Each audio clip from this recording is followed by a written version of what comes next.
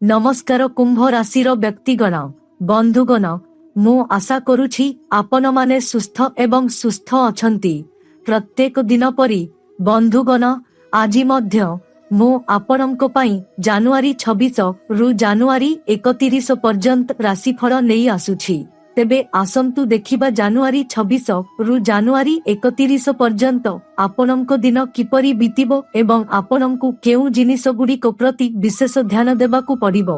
आपणको जीवन रे केउ परिवर्तन आसीबाकू जाउछि। आपण आपणको जीवन रे कोन पाइबाकू जाउछंती, आपणको पई कोन उपाय अछि, आसंतु जानिबा। नमस्कार बंधुगण, जय मां काली, जय मां लक्ष्मी, जय कर्मफलदाता श्री शनि महाराज। मु समस्त कुंभ राशिर व्यक्ति एवं सेमानंको परिवार को एही यूट्यूब चैनल रे हृदयर गभीरतारु स्वागत करुछि। बंधुगण आजिरो वीडियो आपणको जीवन पाई बहुत गुरुत्वपूर्ण, तेणु मु आपणको अनुरोध करुछि जे वीडियोटी को शेष पर्यंत देखंतु एवं कहा सहित शेयर करिबा पूर्वरु भल भाबरे चिंता करंतु, कारण जानुआरी 26 रु जानुआरी 31 मध्यरे आपणको जीवन रे एक घटना घटिबाकू जाउछि, जहा धीरे धीरे आपणकर समस्त अतीतर जंत्रणा, दुख, अभाव एवं किछि न पाइबार दीर्घकालीन जंत्रणा को लिभाई देबा आरंभ करिबो। बंधुगण कुंभ राशिर लोकमाने जीवन रे सबुठारु अधिक दायित्व बहन करंती, किंतु निज विषय रे सबुठारु कम चिंता करंती। सेमाने परिवार, पिला, पितामाता, समाज सबु किछिरो भार निज कांधरे नियंती, किंतु सेमाने भितरे केते भांगी पडुछंती ताहा काहाकू बुझाई पारंती नाही। आपण दिन परे दिन कठिन परिश्रम करंती, किंतु एपरी देखा जाए जेपरी भाग्य आपणको आड़कू देखु नाही। टंका आसे किंतु ताहा स्थायी हुए नाही। गोटिए परे गोटिए समस्या लगी रहे। अनेक राति चिंता जोगु आपण सोई पारिले नाही। अनेक थर आपण निजकू पचारि छंती, मोर जीवन केबे परिवर्तन हेबो कि नाही, मु सारा जीवन संघर्ष करिबी। किंतु बंधुगण मने रखंतु जे भगवान केबे काहाकू भूलंती नाही। से विलंब करंती किंतु अन्याय करंती नाही।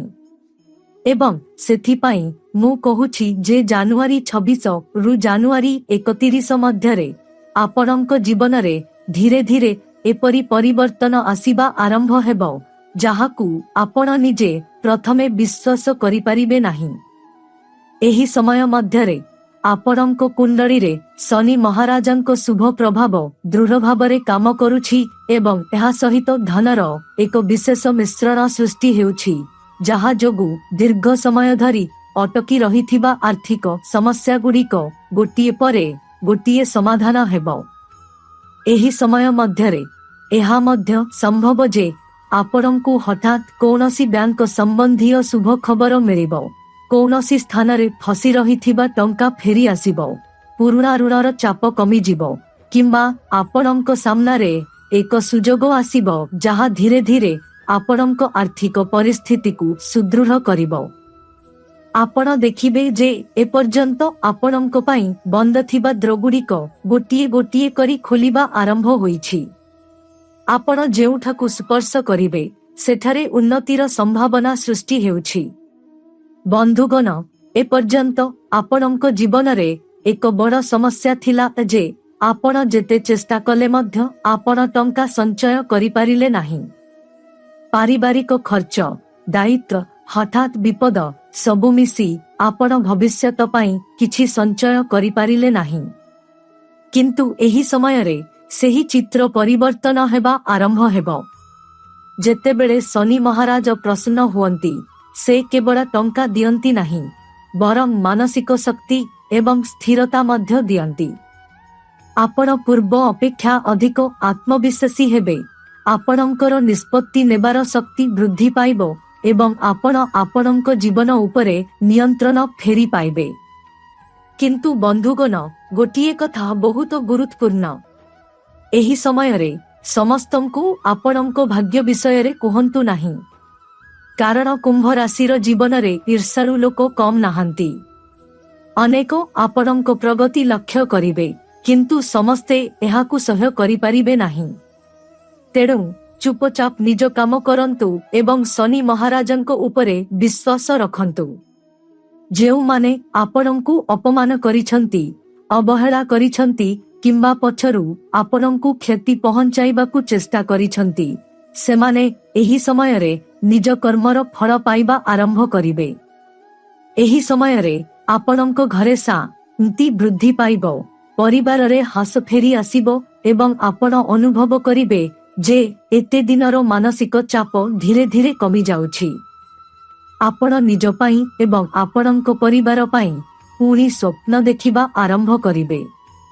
आपणंको पिलामानंकर भविष्यत, आपणंको स्थिरता, समाजरे सम्मान सबु किछि विषयरे नूतन भावरे चिंता करिबार साहस पाइबे। बंधुगण, शास्त्र अनुसारे एही समयरे मां लक्ष्मींको कृपा बजाय रखिबा पाई घर सफा रखिबा, अनावश्यक कला एडाइबा एवं महिला मानंकु सम्मान करिबा बहुत जरूरी। कारण जेउठारे अशांति थाए लक्ष्मी सेठारे रुहंती नाही। जदि आपण प्रतिदिन सकाळे निज मनरे मां लक्ष्मी एवं शनि महाराजंकु स्मरण करंती एवं धार्मिक पथरे निजर कार्य जारी रखंती, तेबे एही समयर लाभ आपणंक जीवनरे शीघ्र प्रकाश पाइबो। बंधुगण, एबे बैंक गाड़ी आपणंक द्वारे ठक ठक करिबाकु जाउछि। हाँ, एही घटना आपणंक हृदय को छुईबो, कारण आगामी 3 दिन मध्यरे बैंक गाड़ी आपणंक द्वारे अटकी जिवो एवं एहा आपणंक पाई किछि खबर, किछि आश्चर्य आनिछि, जाहार सत्य जानिबा परे आपण सुस्थ होई जिवे। बंधुगण, जदिओ आपण मृत्युवरण करंती, एही भिडियो को अनदेखा करंतु नाही। आपणंकर ग्रहगमन एहा आपणंक पाई विशेष भावरे आनिछि एवं बैंक गाड़ी आपणंक घरे 72 घंटा मध्यरे पहुंचिबा एक साधारण कथा नुहे। एहा आपणंकु भाबी पारे जे एहा काहींकी आसीछि, केउ कारणरु आसीछि, एही प्रश्न आपणंक मनरे उठी पारे, किंतु चिंता करंतु नाही। मु एही भिडियोरे संपूर्ण सत्य विस्तारित भावरे कहिबी। आपणंक जीवनरे जेते समय आवश्यक बिना धारे करंतु एवं एही सूचना आपणंक परिवार सदस्यंक ठारू लुचाई रखंतु एवं शेषरे एहाकु एका देखंतु। हाँ, कारण एहा कलिजुगर सबुठारू गंभीर घटना जहा आपणंक सहित घटिबाकु जाउछि। तेणु एहाकु एका देखिबा आवश्यक हेबो। किंतु सर्वप्रथमे जदि आपण एही भिडियो को पसंद करि नाहंती, तेबे मोर प्रिय भक्तगण, प्रथमे एक लाइक दियंतु एवं मंतव्य विभाग रे जय भगवान शनि महाराज लेखंतु। एहाकु लेख, तुमे समग्र पड़ोसी एवं तुमर समग्र परिवारर सबुठारू धनी व्यक्ति होई जिवो। जदि तुमे एहा विश्वास करुनाह, तेबे एहाकु एक कागजरे लेख एवं आखि बंद करी एक छोट मंतव्य लेख। हाँ, एवं एबे भिडियो आरंभ करिबा। बंधुगण, प्रथमे तुमे तुरंत एक सुरक्षित स्थान रे सतर्क रहिबा उचित।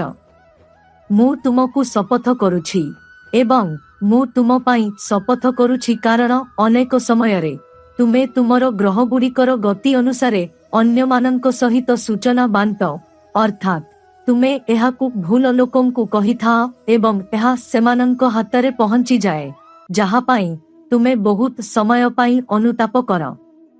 मु एहा भल भाबरे जाने, जहार अर्थ हेउछि तुमे किछि पाउनाह, तुम सहित किछि परिवर्तन हेउ नाही एवं भाव नाही जे एहा तुमर ग्रह मानंकर दोष।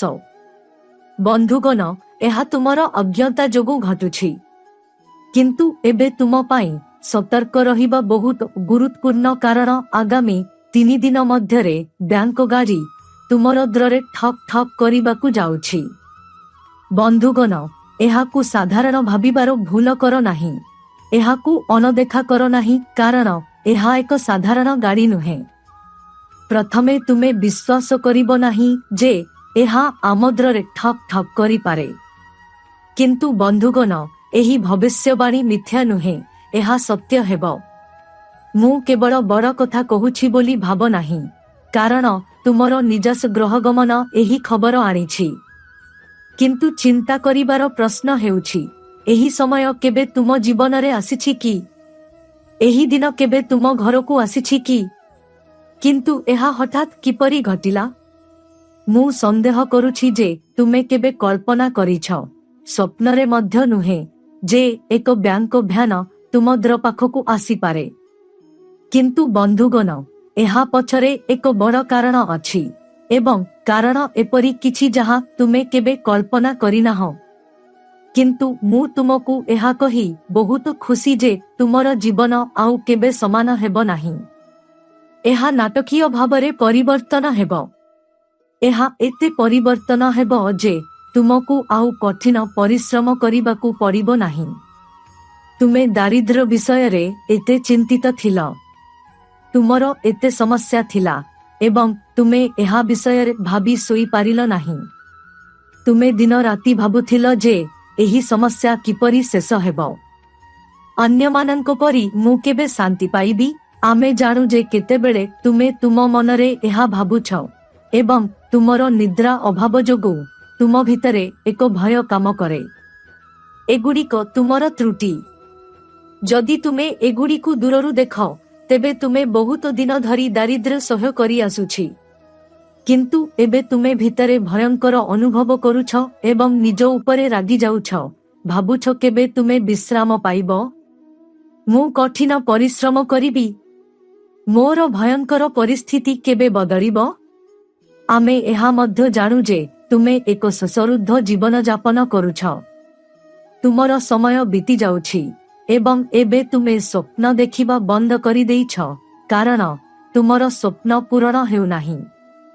ଠିକ୍ ସେଥିପାଇଁ ବନ୍ଧୁଗଣ, ମୁଁ ପୂର୍ବରୁ ଏକ ଛୋଟ କଥା ଉଲ୍ଲେଖ କରିଥିଲି, ଯାହା ବାସ୍ତବତା ଉପରେ ଆଧାରିତ।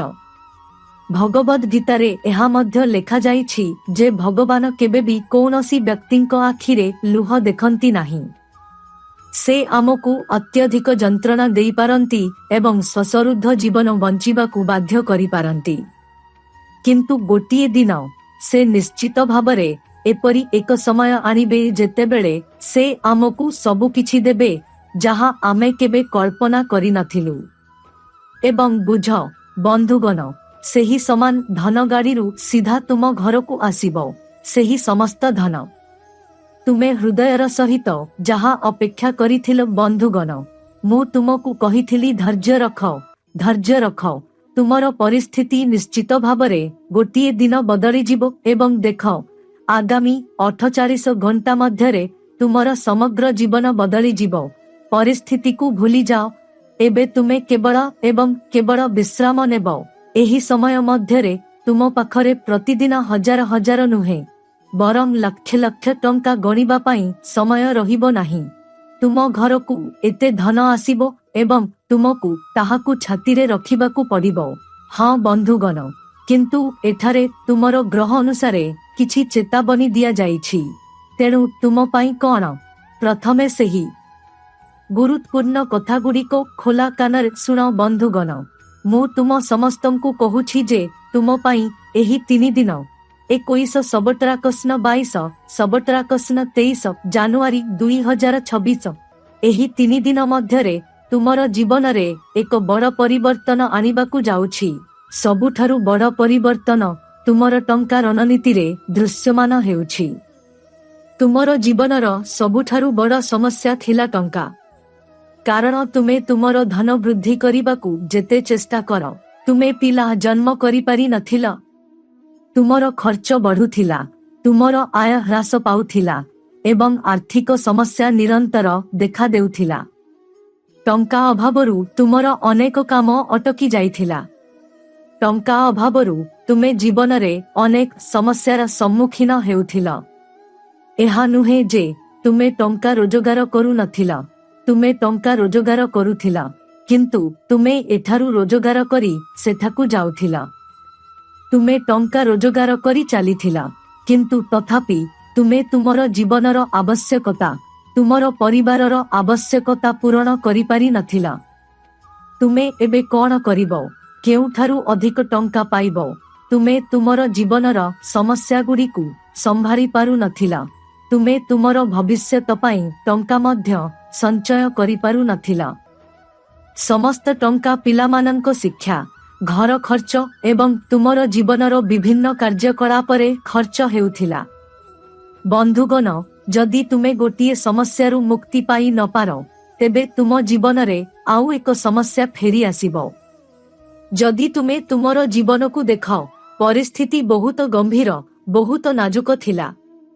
ବନ୍ଧୁଗଣ, ତୁମେ ଦିନକୁ ଦିନ ଚିନ୍ତା କରୁଥିଲ, କିନ୍ତୁ ତୁମକୁ ଆଉ ଚିନ୍ତା କରିବାର ଆବଶ୍ୟକତା ନାହିଁ। ତୁମେ ତୁମର ଭବିଷ୍ୟତ ପାଇଁ କିଛି କରିବାକୁ ଚାହୁଁଛ, କିନ୍ତୁ କୁହାଯାଏ ଯେ ପରିସ୍ଥିତି ଏବଂ ସମୟ ତୁମକୁ ଏହା କରିବାରେ ସାହାଯ୍ୟ କରୁନାହିଁ ଏବଂ ତୁମେ ଆଗକୁ ବଢ଼ିପାରୁନାହଁ। ତୁମର ସମସ୍ୟା ଦିନକୁ ଦିନ ବୃଦ୍ଧି ପାଉଛି। ତୁମର ଜୀବନ ତୁମେ ଯେପରି ଚାହୁଁଛ ସେପରି ହେଉନାହିଁ। ବନ୍ଧୁଗଣ, ତୁମେ ଭାବୁଥିଲ ଯେ ସମସ୍ୟାର କାରଣ କ'ଣ? ତୁମେ କୌଣସି ଭୁଲ କରିଛ ଯାହା ବିଭିନ୍ନ ପ୍ରକାରର ସମସ୍ୟା ସୃଷ୍ଟି କରୁଛି। ତୁମେ ଏକ ଉତ୍ତମ ଜୀବନ ଗଠନ ପାଇଁ ଯଥାସମ୍ଭବ ଚେଷ୍ଟା କରୁଛ। ଏହା ନୁହେଁ ଯେ ତୁମେ ଜୀବନରେ ଏକା ବସିଛ, ବରଂ ତୁମର ଧୈର୍ଯ୍ୟର ଅଭାବ ଅଛି। ତୁମେ ଭାବ ଯେ ତୁମେ ଏହି କାମରେ ତୁରନ୍ତ ସଫଳ ହେବା ଉଚିତ ଏବଂ ଆଗକୁ ବଢ଼ିବା ଉଚିତ, କିନ୍ତୁ ଏହା ହୁଏ ନାହିଁ। ଯଦି ତୁମେ କାମ କରୁଛ, ତେବେ ତୁମକୁ ଅପେକ୍ଷା କରିବାକୁ ପଡ଼ିବ। ତୁମକୁ ଧୈର୍ଯ୍ୟ ରଖିବାକୁ ପଡ଼ିବ। ତେବେ ହିଁ ତୁମେ ସଫଳତା ପାଇବ। ଏବଂ ବନ୍ଧୁଗଣ, ମୁଁ ତୁମକୁ କହୁଛି ଯେ ତୁମର ଆର୍ଥିକ ରଣନୀତିରେ ସବୁଠାରୁ ବଡ଼ ତ୍ରୁଟି ଯାହା ବହୁତ ଦିନ ଧରି ଦୃଶ୍ୟମାନ ଥିଲା, ଯାହା ତୁମ ଜୀବନରେ ନିରନ୍ତର ଉପସ୍ଥିତ ଥିଲା, ତାହା ଏବେ ସମ୍ପୂର୍ଣ୍ଣ ଦୂର ହେବାକୁ ଯାଉଛି। କାରଣ ଆଗାମୀ 3 ଦିନରେ ମହାଲକ୍ଷ୍ମୀ ଯୋଗ, ଧନ ପ୍ରଭୁପତି ଯୋଗ, ଗଜକେଶରୀ ଯୋଗ ତୁମର କୁଣ୍ଡଳୀରେ, ଏହି 3ଟି ଯୋଗ ତୁମର କୁଣ୍ଡଳୀ ସହିତ ଏକା ସାଙ୍ଗରେ ଗଠନ ହେଉଛି ଏବଂ ଯାହା ଯୋଗୁଁ ବନ୍ଧୁଗଣ, ତୁମ ଜୀବନରେ ଦେଖାଯାଉଥିବା ଆର୍ଥିକ ରଣନୀତିର ଅଭାବ ସବୁଦିନ ପାଇଁ ଶେଷ ହେବା ପରି ମନେ ହେଉଛି। ମୁଁ ତୁମକୁ କହିବି ଯେ ଯେତେବେଳେ କୌଣସି ବ୍ୟକ୍ତିଙ୍କ କୁଣ୍ଡଳୀରେ ମହାଲକ୍ଷ୍ମୀ ଯୋଗ ସୃଷ୍ଟି ହୁଏ, ଏହା ସେମାନଙ୍କୁ ସମ୍ପୂର୍ଣ୍ଣ ଧନୀ କରିଥାଏ ଏବଂ ଆଗାମୀ 3 ଦିନରେ ତୁମେ ମଧ୍ୟ ଜୀବନରେ ଧନୀ ହୋଇଯିବ। ତୁମର ଆର୍ଥିକ ସମସ୍ୟା, ତୁମ ସହିତ ନ ରହୁଥିବା ଆର୍ଥିକ ସମସ୍ୟା, ତୁମ ପାଇଁ ବାରମ୍ବାର ଆସୁଥିବା ଆର୍ଥିକ ସମସ୍ୟା ଏବେ ଦୂର ହୋଇଯିବ ଏବଂ ମୁଁ ତୁମକୁ କିଛି ସମାଧାନ କହିବି ଯାହା ଯୋଗୁଁ ତୁମ ପରିବାରରେ ସବୁବେଳେ ଟଙ୍କା ରହିବ। ଆର୍ଥିକ ସମସ୍ୟା ତୁମଠାରୁ ଦୂରେଇ ଯାଉଥିବା ପରି ମନେ ହେଉଛି। ମୁଁ ତୁମକୁ କହିବି ଯେ ଭୟଭୀତ ହେବାର କୌଣସି କାରଣ ନାହିଁ, କାରଣ କୁହାଯାଏ ଯେ ଜୀବନ ଗୋଟିଏ ଦିନ ପରିବର୍ତ୍ତନ ହୁଏ ଏବଂ ଆଗାମୀ 3 ଦିନରେ ତୁମ ଜୀବନରେ ସମାନ କିଛି ଘଟିବାକୁ ଯାଉଛି। ଭୟଭୀତ ହେବାର କୌଣସି କାରଣ ନାହିଁ। ଏବେ ଆପଣଙ୍କୁ ଶାନ୍ତ ରହିବାକୁ ପଡ଼ିବ। ସମସ୍ୟା ଆପଣଙ୍କ ଜୀବନରୁ ଦୂରେଇ ଯିବ। ଟଙ୍କା ଆପଣଙ୍କ ସହିତ ରହିବ ଏବଂ ଆପଣ, ବନ୍ଧୁଗଣ, ଆପଣଙ୍କ ପାରିବାରିକ ଜୀବନରେ ଭଲ ଟଙ୍କା ରୋଜଗାର କରିବେ। ଆପଣ ଆପଣଙ୍କ ପରିବାରର ପ୍ରତ୍ୟେକ ଆବଶ୍ୟକତା ପୂରଣ କରିବେ। ଟଙ୍କାକୁ ନେଇ ଆପଣ ଯେଉଁ ସମସ୍ୟାର ସମ୍ମୁଖୀନ ହେଉଥିଲେ, ଯେଉଁ କାମକୁ ଆପଣ ସ୍ଥଗିତ ରଖିଥିଲେ, ତାହା ଏବେ ସେହି କାମକୁ ସମାପ୍ତ କରୁଥିବାର ଦେଖାଯିବ। ଯଥାସମ୍ଭବ ଆପଣଙ୍କ ଜୀବନରେ ଥିବା କଷ୍ଟ ଏବେ ଶେଷ ହେଉଥିବା ପରି ମନେ ହେଉଛି। ମୁଁ ଆପଣଙ୍କୁ ଏକ ଛୋଟ ମୌଳିକ ମନ୍ତ୍ର କହିବି। ମୁଁ ଆପଣଙ୍କୁ ଏକ ଛୋଟ ସମାଧାନ କହିବି, ଯାହାଦ୍ୱାରା ଆପଣଙ୍କ ଜୀବନରେ ଧନର ବୃଦ୍ଧି ଦ୍ରୁତ ଗତିରେ ବୃଦ୍ଧି ପାଇବ ଏବଂ ଆପଣଙ୍କ ଜୀବନରେ ସୁଖ ଏବଂ ଶାନ୍ତି ବଜାୟ ରହିବ।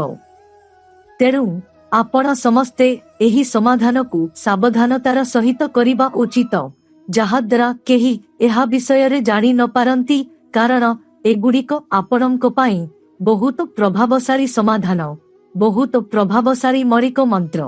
ତେଣୁ ସେଗୁଡ଼ିକୁ ଧ୍ୟାନ ସହିତ ଶୁଣନ୍ତୁ।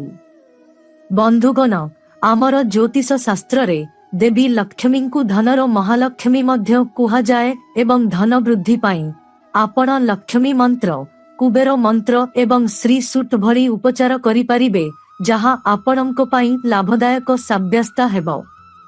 ଉଦାହରଣ ସ୍ୱରୂପ, ପ୍ରସିଦ୍ଧ ମହାଲକ୍ଷ୍ମୀ ନମଃ ଓಂ ଶ୍ରୀ ହ୍ରୁଂ ଶ୍ରୀ କମଲେ କମଲାୟ ଥର ଜପ କରନ୍ତୁ। ଦେବୀ ଲକ୍ଷ୍ମୀଙ୍କ ଆଶୀର୍ବାଦ ସର୍ବଦା ରହିଥାଏ ଏବଂ ଟଙ୍କାର ଅଭାବ ହୁଏ ନାହିଁ।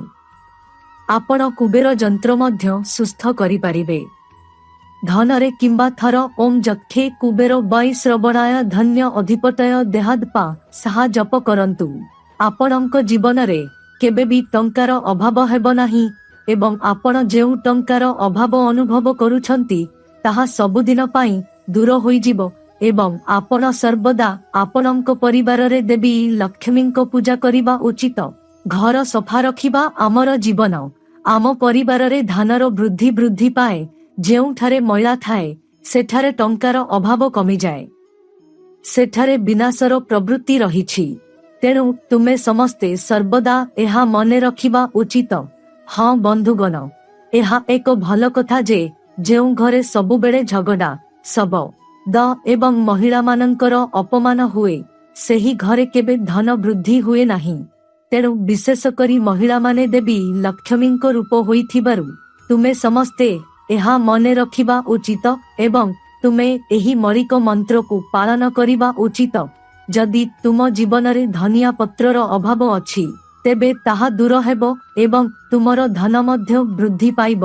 ବନ୍ଧୁମାନଙ୍କ ସହିତ ଯଦି ତୁମର ଟଙ୍କା ବ୍ୟାଙ୍କରେ କୌଣସି ସ୍ଥାନରେ ଫସି ରହିଛି, ତୁମେ କୌଣସି ସ୍ଥାନରେ ଋଣ ନେଉଛ, କାହାକୁ ସାହାଯ୍ୟର ଆବଶ୍ୟକତା ଅଛି, ତେବେ ଏହି ସମୟ ସମସ୍ତ ପ୍ରକାରର ଆର୍ଥିକ ମାମଲାରେ ତୁମ ପାଇଁ ଭଲ ରହିବ। ବନ୍ଧୁଗଣ, ଏହି ସମୟ ମଧ୍ୟରେ ତୁମେ ଯେତେ ରୋଜଗାର କରିବାକୁ ଚେଷ୍ଟା କର।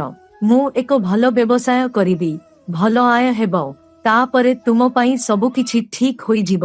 ଏହି 3 ଦିନରେ ତୁମେ ତୁମର ଭବିଷ୍ୟତ ପାଇଁ ଯାହା ଭାବ, ତୁମର ଭବିଷ୍ୟତ ଜୀବନରେ ଉନ୍ନତି ପାଇଁ ତୁମକୁ ଭୟ କରିବାକୁ ପଡ଼ିବ ନାହିଁ, ବରଂ ସେହି କଥା ତୁମ ପାଇଁ ପୂରଣ ହେବ ଏବଂ ତୁମେ ଏଥିରେ ସମ୍ପୂର୍ଣ୍ଣ ଭାବରେ ଆଗକୁ ବଢ଼ିବ। ତୁମର ବନ୍ଧୁମାନେ ଯେଉଁମାନେ ଜୀବନରେ ସମାଲୋଚନା କରୁଥିଲେ ସେମାନେ କୁହନ୍ତି କେବେ ବି ସମାଲୋଚନା କର ନାହିଁ, ଚିନ୍ତା କର ନାହିଁ, କାରଣ ଲୋକମାନେ ତୁମକୁ ସମାଲୋଚନା କରୁଛନ୍ତି କାରଣ ତୁମେ ଜୀବିତ ଅଛ। ତୁମକୁ ତୁମର କାମ ଉପରେ ଧ୍ୟାନ ଦେବାକୁ ପଡ଼ିବ। ଲୋକମାନେ ବିଭିନ୍ନ ବିଷୟରେ କଥାବାର୍ତ୍ତା କରିବେ। ତୁମକୁ ଚିନ୍ତା କରିବାର ଆବଶ୍ୟକତା ନାହିଁ କାରଣ ଆଜି ଦେବୀ ଲକ୍ଷ୍ମୀ ସ୍ୱୟଂ ତୁମ ସହିତ ଠିଆ ହୋଇଛନ୍ତି ଏବଂ ନ୍ୟାୟର ଦେବତା ଭଗବାନ ଶନିଙ୍କ ଆଶୀର୍ବାଦ ମଧ୍ୟ ତୁମ ଉପରେ ଅଛି। ବନ୍ଧୁଗଣ, ଆଜି ତୁମକୁ ପ୍ରତ୍ୟେକ କାମର ଫଳ ମିଳିବ। ମୁଁ ତୁମକୁ କହୁଛି ଯେ ଶନିଙ୍କ ଅନେକ ସଂଯୋଗ ମଧ୍ୟ ସୃଷ୍ଟି ହେଉଛି। ତୁମର ସଂଯୋଗରେ ଶନିଙ୍କୁ ଶୁଭ ପ୍ରଭାବରେ ଦେଖାଯାଏ।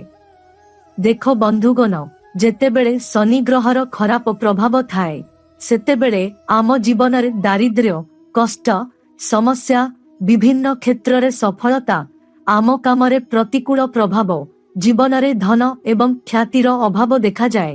ସେତେବେଳେ ଏହା କୁହାଯାଇପାରେ ଯେ ଜୀବନରେ ବିଭିନ୍ନ ଜିନିଷ ଆମ ଜୀବନରେ କଷ୍ଟକୁ ବୃଦ୍ଧି କରେ ଏବଂ କେଉଁଠି ନା କେଉଁଠି ଆପଣ ଜୀବନରେ କଷ୍ଟ ମଧ୍ୟ ଦେଖିଥିବେ।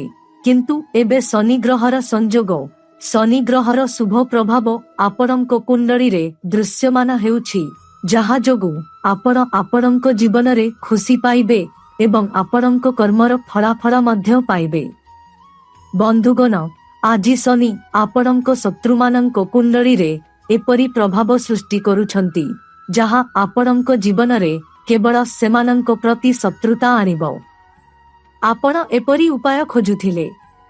ଆଜି ଶନି ଏବଂ ରାହୁ ଆପଣଙ୍କ କୁଣ୍ଡଳୀରେ ଏତେ ଖରାପ ପ୍ରଭାବ ପକାଇବେ ଯେ ଆପଣଙ୍କ ଶତ୍ରୁମାନଙ୍କୁ ସେମାନଙ୍କ ପାପ ପାଇଁ ଦଣ୍ଡ ଦିଆଯିବ।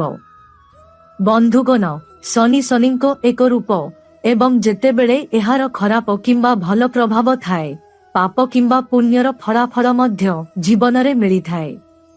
3 ଦିନ ମଧ୍ୟରେ ଆପଣଙ୍କ ଶତ୍ରୁମାନଙ୍କୁ ଆପଣଙ୍କ ଜୀବନରେ ସେମାନଙ୍କ ପାପ ପାଇଁ ଦଣ୍ଡ ଦିଆଯିବ ଏବଂ ଆପଣ ଆପଣଙ୍କ ଜୀବନରେ ମଧ୍ୟ ଖୁସି ପାଇବେ। ଆପଣଙ୍କୁ ଆଉ ଆଶୀର୍ବାଦର ଅଭାବର ସମ୍ମୁଖୀନ ହେବାକୁ ପଡ଼ିବ ନାହିଁ। ଆପଣ କ'ଣ ସବୁବେଳେ ଆପଣଙ୍କ ଚାକିରି ଏବଂ ବ୍ୟବସାୟକୁ ନେଇ ଚିନ୍ତିତ ନୁହନ୍ତି? ଅନାବଶ୍ୟକ ଜିନିଷ ଯୋଗୁଁ ଆପଣଙ୍କ ଜୀବନରେ ଦେଖାଯାଉଥିବା ଅନାବଶ୍ୟକ ଜଟିଳତା କ'ଣ ଆପଣଙ୍କ ଜୀବନରେ କଷ୍ଟର ସ୍ତର ବୃଦ୍ଧି କରୁଛି? ଯଦି ଆପଣ କୌଣସି ସ୍ଥାନରୁ ଦେଖନ୍ତି ତେବେ ଏହା ଏବେ ଶେଷ ହେବାକୁ ଯାଉଛି କାରଣ ଆଜିର ଘଟଣା ଆପଣଙ୍କ ଜୀବନକୁ ଖୁସିରେ ଭରିଦେବ। ଆପଣଙ୍କ କାମ ଏବଂ ଆପଣଙ୍କ ଜିନିଷପତ୍ରରେ ବୃଦ୍ଧି ହେବାର ସମ୍ଭାବନା ଅଛି। ପ୍ରକୃତରେ ବନ୍ଧୁଗଣ, ଆଜି ଆପଣଙ୍କ ମନରେ ଥିବା ସମସ୍ତ ଚିନ୍ତା, ସର୍ବଦା ଥିବା ସମସ୍ତ ଚିନ୍ତା ଯଦି ଆପଣ କୌଣସି ସ୍ଥାନରୁ ଦେଖନ୍ତି, ତେବେ ସମ୍ଭାବନା ଅଛି ଯେ ସେଗୁଡ଼ିକ 3 ଦିନ ମଧ୍ୟରେ ଆପଣଙ୍କ ପାଇଁ ଦୂର ହୋଇଯିବ। ଏବେ ଆପଣ ଜୀବନରେ ମୁକ୍ତ ଭାବରେ ଆପଣଙ୍କର ସ୍ୱପ୍ନ, ଛୋଟ ଇଚ୍ଛା ଏବଂ ଇଚ୍ଛା ପୂରଣ କରିବାକୁ ଖୋଲାଖୋଲି ଭାବରେ ନିଜକୁ ଦେଖାଉଛନ୍ତି। ଆପଣ ଆପଣଙ୍କ ଜୀବନରେ ବହୁତ କଷ୍ଟ ଦେଖିଛନ୍ତି। ଏହା ନୁହେଁ ଯେ ଆପଣ ଜୀବନରେ ଆସିବା ପରେ ତୁରନ୍ତ ଖୁସି ହୋଇଯାଆନ୍ତି। ଆପଣ ସଂଘର୍ଷପୂର୍ଣ୍ଣ ଜୀବନ ବଞ୍ଚିଛନ୍ତି, କିନ୍ତୁ ଏବେ ଆପଣ ଚିନ୍ତା କରିବା ଉଚିତ ନୁହେଁ, କାରଣ ବର୍ତ୍ତମାନ ସମୟ ଆପଣଙ୍କ ପାଇଁ ବହୁତ ଭଲ ଦେଖାଯାଉଛି, ଯାହା ଆପଣଙ୍କୁ ଖୁସି ଦେବା ସହିତ ଜୀବନର ସମସ୍ତ ଶ୍ରେଷ୍ଠ ଜିନିଷ ଦେବ, ଯାହା ଆପଣ ସର୍ବଦା କରିବାକୁ ଚାହୁଁଥିଲେ। ହଁ ବନ୍ଧୁଗଣ, ମୁଁ ଆପଣଙ୍କୁ କହିବାକୁ ଚାହୁଁଛି ଯେ ଏହି 3 ଦିନ ଆପଣଙ୍କ ଜୀବନର ସବୁଠାରୁ ସୁବର୍ଣ୍ଣ ଏବଂ ଖୁସିର ସମୟ ହେବ।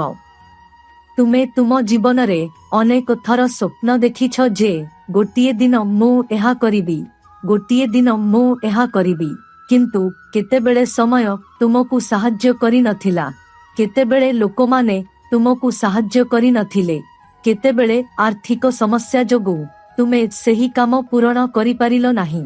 କିନ୍ତୁ ଚିନ୍ତା କରିବାର କିଛି ନାହିଁ, ବରଂ ବର୍ତ୍ତମାନ ତୁମ ପାଇଁ ବହୁତ ଭଲ ସମୟ। ଯଦି ତୁମେ ତୁମର ଜୀବନକୁ ଦେଖ, ତେବେ ତୁମକୁ ସମସ୍ତ ପ୍ରକାରର ସାହାଯ୍ୟ ମିଳିବ। ତୁମେ ଦେଖିବ ଯେ ଲୋକମାନେ ତୁମ ପାଖରେ ଠିଆ ହୋଇଛନ୍ତି। ଯେଉଁମାନେ ପୂର୍ବରୁ ତୁମଠାରୁ ବହୁତ ଦୂରରେ ଥିଲେ, ସେମାନେ ଆଜି ତୁମ ପାଖକୁ ଆସିବେ। ବନ୍ଧୁ, ତୁମର କିଛି ସମ୍ପର୍କୀୟ ମଧ୍ୟ ତୁମ ପାଖକୁ ଆସିବେ। ଯେଉଁ ସମ୍ପର୍କୀୟମାନେ ତୁମର ଅବସ୍ଥା ଦେଖି ଖୁସି ନଥିଲେ, ସେମାନେ ତୁମ ପାଖକୁ ଆସିବେ। ତୁମର ସମୟକୁ ଦେଖି ତୁମଠାରୁ ଅଲଗା ହୋଇଥିବା ସମ୍ପର୍କଗୁଡ଼ିକ ତୁମ ସହିତ ସଂଯୋଗ କରୁଥିବା ଦେଖାଯାଉଛି। ବନ୍ଧୁ, ସାମାଜିକ ଲୋକ ଯେଉଁମାନେ ତୁମକୁ ହସୁଥିଲେ, ଆଜି ତୁମେ ସେହି ସମାନ ଲୋକଙ୍କୁ ସମାଜର ମଧ୍ୟଭାଗରେ ଠିଆ ହୋଇଥିବା ଦେଖିବ ଏବଂ ଯାହାଙ୍କ ବିଷୟରେ ତୁମେ କେବେ ଭାବିନଥିଲ। ବନ୍ଧୁଗଣ, ଆଜି ତୁମେ ତୁମର ଜୀବନରେ ତୁମର ନାମ ଏବଂ ସ୍ୱୀକୃତି ବୃଦ୍ଧି ପାଇବ। ତୁମର ପରିବାରର ନାମ ସର୍ବୋପରି ହେବ। ତୁମର ପିତାମାତାଙ୍କ ନାମ ସମସ୍ତଙ୍କ ପାଇଁ ସ୍ପଷ୍ଟ ହେବ ଏବଂ ତାଙ୍କ ପୁଅ ପାଇଁ ଆଶା କରୁଥିବା ପିତା, ଆଜି ସେହି ଆଶା ସତ ହେବ। ତୁମର ଜୀବନରେ ଏକ ଆଶାର କିରଣ ଆସିବ ଯାହା ତୁମକୁ ବହୁତ ଖୁସି ଦେବ ଏବଂ ତୁମର ପିଲାମାନଙ୍କ ଭବିଷ୍ୟତ ପାଇଁ, ତୁମର ଜୀବନ ପାଇଁ ଆଜି ଏହା ସଫଳ ହେବ ଏବଂ ଏହା ଦେଖି ତୁମର ହୃଦୟ ବହୁତ ଆଶ୍ୱସ୍ତ ହେବ, ତୁମର ହୃଦୟ ସନ୍ତୁଷ୍ଟ ହେବ ଏବଂ ତୁମେ ବହୁତ ଖୁସି ଅନୁଭବ କରୁଥିବା ମଧ୍ୟ ଦେଖାଯିବ। ତୁମେ ପରିବାରରେ କିଛି ଛୋଟ ପାର୍ଟି ଆୟୋଜନ କରିପାରିବ, ଯାହା ପରିବେଶକୁ ସୁନ୍ଦର କରିବ।